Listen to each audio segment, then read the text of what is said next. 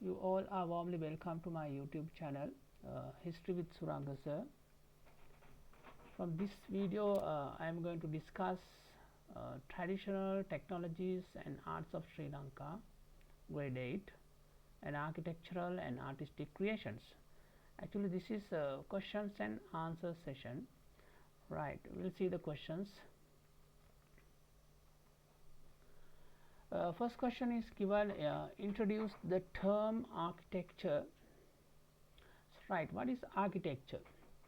Architecture is the study of the field of constructing houses and buildings.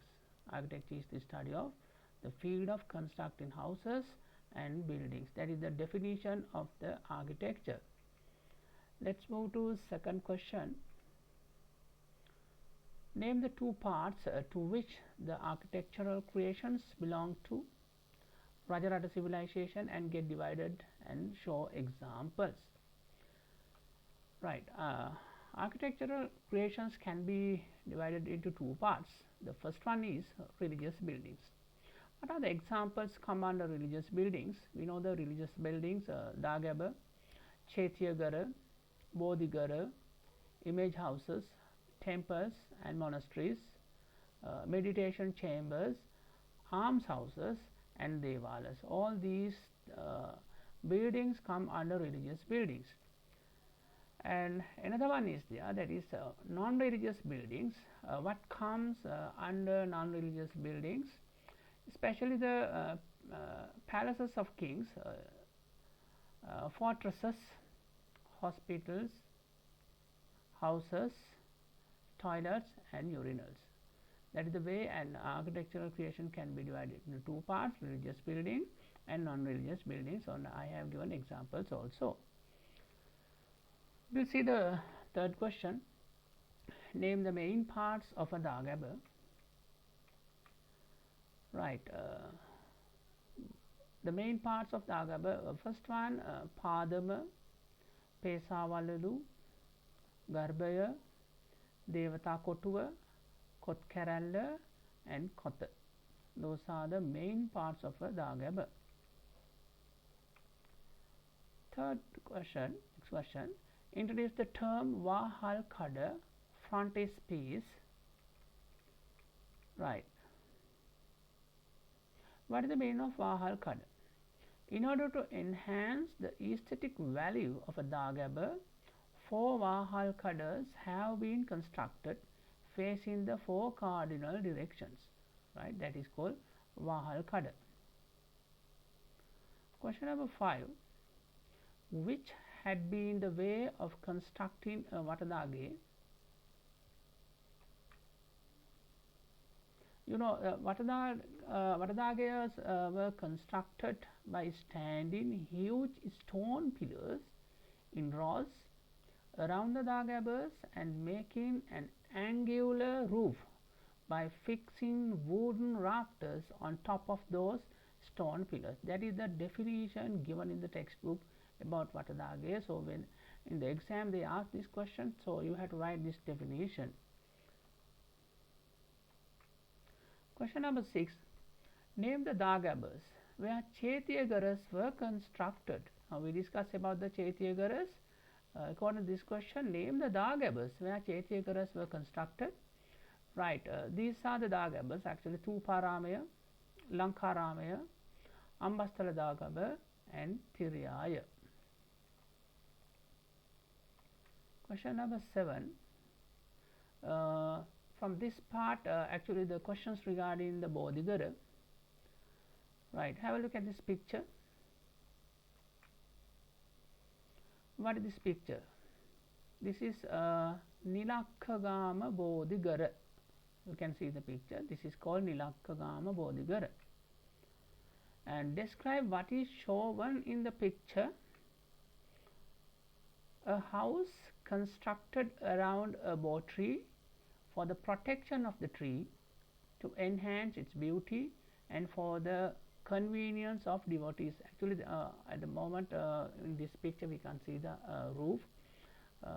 This is a house constructed around the bo tree, right, for the protection of the tree, to enhance its beauty and for the convenience of devotees. Next one, name the place where it is located. It is in Kurunegala district. Those are the 3 questions can be asked from this picture. Question number 8, name the main traditions that had been there in the construction of image houses during the Rajarata civilization. This is very important. During the Rajarata civilization, they use some traditions especially to construct image houses.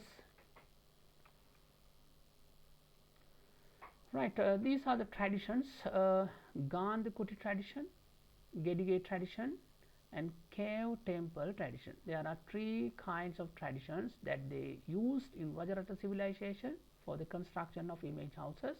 First one, Gandhi tradition, Gedige tradition, and cave temple tradition. Right, what is the purpose of constructing image houses?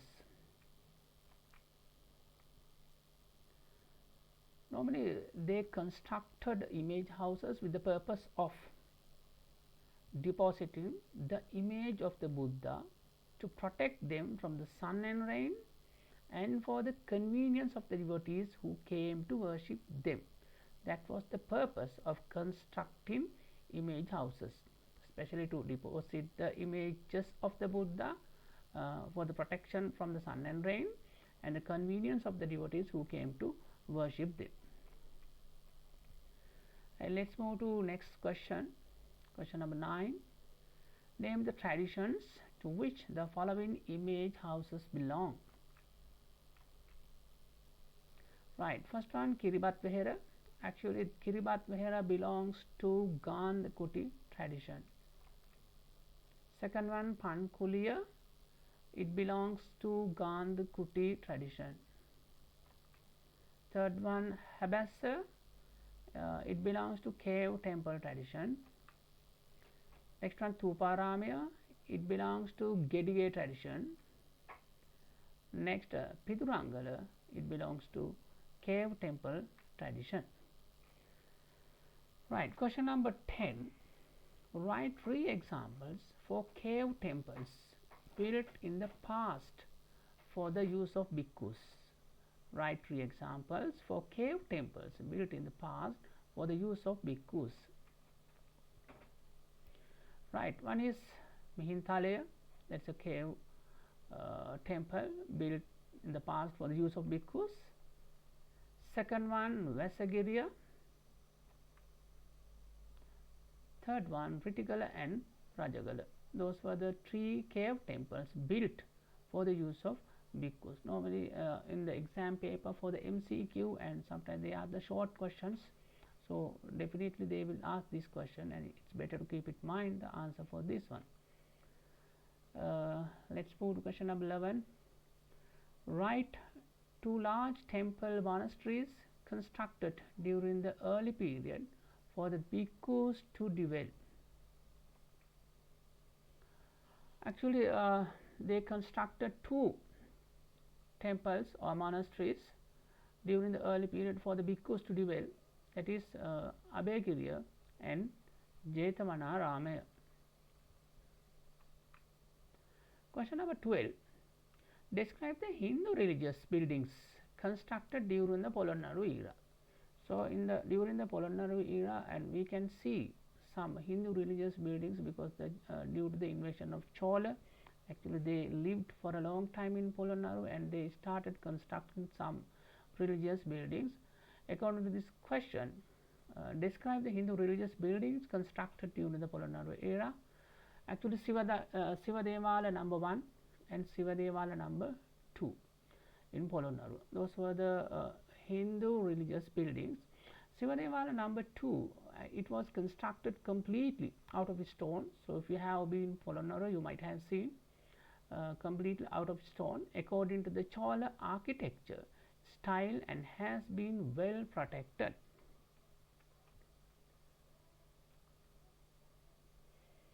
Question number 13.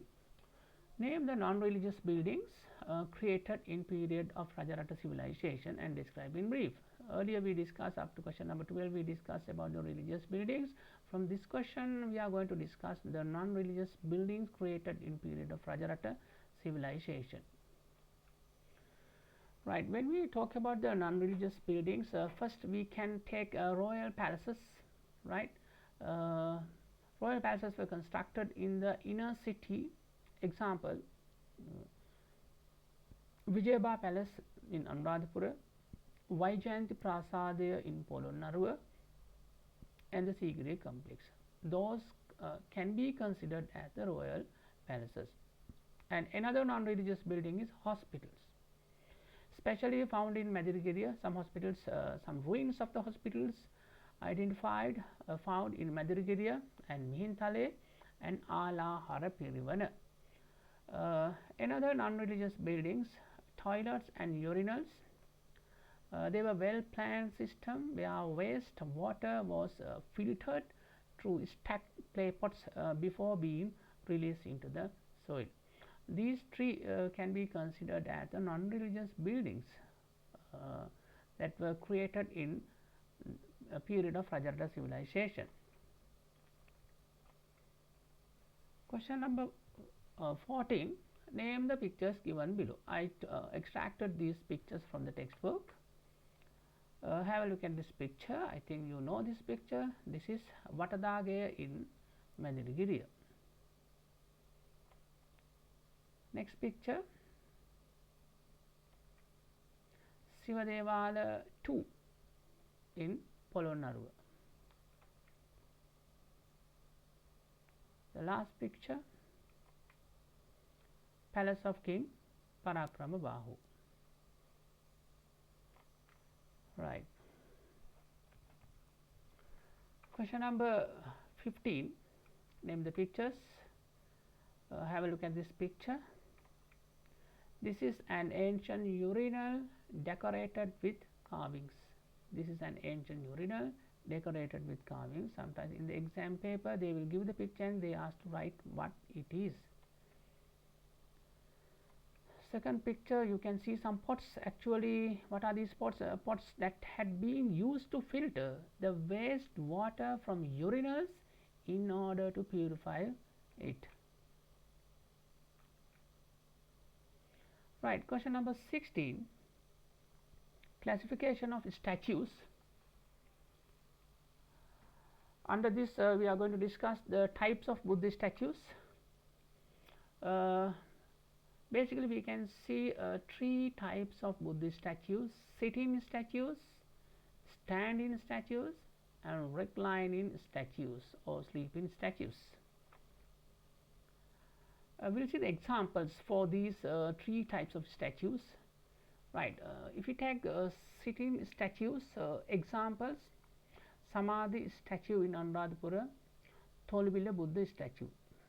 You should keep in mind these things, especially for the MCQ they ask these questions. Next one, standing statues. Examples: Aukani statue, Rasveri statue, and Maligavala statue. Last one, reclining statue, Polonnaruwa Galvihara. Right, I think you understood this lesson. I hope to bring more videos for you in future.